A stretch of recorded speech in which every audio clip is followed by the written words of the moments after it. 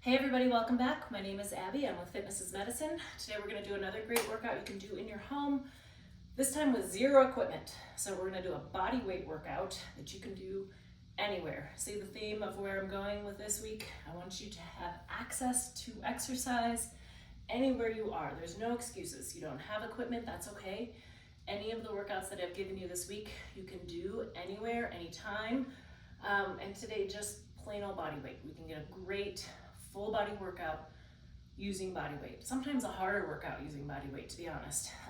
So as you might guess, we're going to start with push-ups. So let's lower down to the floor, or if you're just joining me for the first time, you can always do push-ups in a varied intensity. So you can start at the countertop. Like your kitchen countertop is a great place to start. The closer your feet are to the counter, the easier. The further you move your feet out, the further out is the hardest. So make sure you're keeping your shoulders down. And you can keep your arms as wide or as narrow as you like. Now you could also do them on a bench, you know, a little bit lower angle, or you can lower to the floor. Try them from your knees or try them from your toes. Wherever you're at in this, let's try 10. So you want your hands, even if they're wider, you want them directly beneath your shoulders. As far as, you don't want them way up here. That's much harder, and it's harder on your shoulders. If you're doing them from your knees, you're still here. So you've still got a flat back, up and down. Now, the key here as well is keeping your tummy tight. Think about when you hold a child and they're kind of helping hang on. It's way easier to hold them, right? Versus a sleeping child that's like limp. They're so much harder to carry, or someone who, you know, they don't want to be held. So think about holding your body strong like that, like you're helping. So push down, think about pulling up with your tummy. Breathe, don't hold your breath. 6,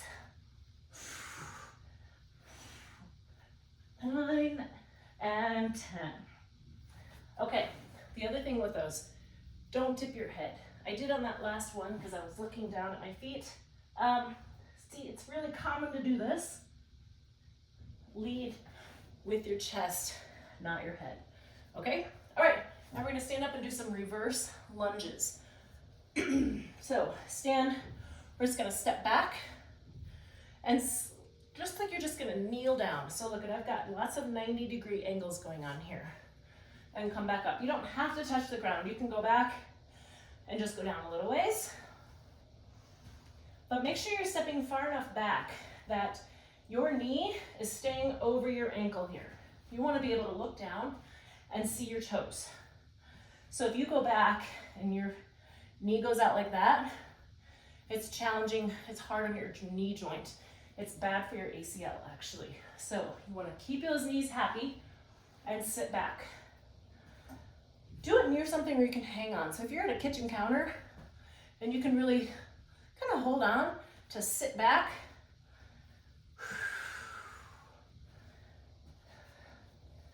Now, of course, you can add a weight to this if you'd like. If this is something that you've done in the past and you know you can hold a weight, hold it in one hand for like 5 and then switch so that you always have a hand to hang on to. This one can be a challenge for their balance and rest. Okay, next we're going to do dips. So I'm going to pull my bench over. You can do these from a kitchen chair, or you can do them a little bit more modified. If you have an armed chair, you can put your arms on your hands on the arms and push up. Now, don't use your feet. So you're going to come off the edge. We're going to go straight down and back up. Now, the closer your feet are in, the easier this is. I'm going to put my feet straight out. 6. Now, keep your back as close to the bench as you can. Think about scraping the bench with your back. And 10. And also keeping those shoulders down. Another great way to do this one and ease into it is use like yoga blocks or thick books. And if I'm here and then I push up, hanging on to those yoga blocks, okay? So there's different ways to modify that one as well. If you don't have a bench, you can use a coffee table, you can use a kitchen chair. There's different ways you can do that one and modify it. Okay, next we're gonna do standing hip abduction. So this will be a little bit less intense. Now, if you need to, stand next to a kitchen counter. Here's another really, it seems simple, but if you're implementing it correctly, you should really be able to feel it in those glutes. So my foot is straight forward. I'm not letting it go out to the side like this. That's when your hip flexors and your quads take over, and they're stronger and they do most of the work usually. So we want to almost turn my toe. I'm turning my toe in just a little bit. Also, this is kind of my end range here. I don't need to go way out here. So then you're kind of using other muscles. We really want to isolate. Now, switch sides. You may be feeling it mostly in your standing leg, right? So that's an isolated exercise, isometric. Really working on that hip strength standing as well. Now, if you find that you're falling over into that hip, you could even put a hand there to think, all right, stay strong. That can indicate glute weakness. And 10, good. All right, next we're gonna lower down to the floor for the last 3. And we're gonna start with bicycle abs. So on your back, knees bent, feet flat on the floor. The most important part about this exercise is that we start with your back flat to the floor and maintain that throughout the exercise. So the bicycle abs look like this. However, you can start flat your back, start with your knees bent, and really squeeze here to flatten your back. Now, if this is hurting your back, then just kind of alternate picking one knee up. If this is feeling okay and you want to try a little more, you can put one leg out, but maybe put it down and see if you're able to maintain that flat back. And then if you are, progress to this one. And rest. All right, good. That's a great core exercise that you don't need any equipment for. Okay, we're gonna roll over onto your side, onto your elbow. You can bring that leg forward just a little bit. We're gonna do a lower leg lift. So we did that outer hip abduction. Now we're gonna do a hip adduction. So just like this. So you wanna have strong muscles all the way around the hips. There's so many muscles attached to your pelvis. And all of these hip stabilization exercises can help not only with hip pain, but also with balance.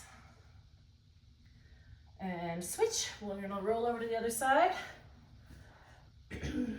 So this is should be comfortable. Leg out just a little bit. So it's not a very large movement. I'm only bringing it up about halfway here and then not touching down at the bottom.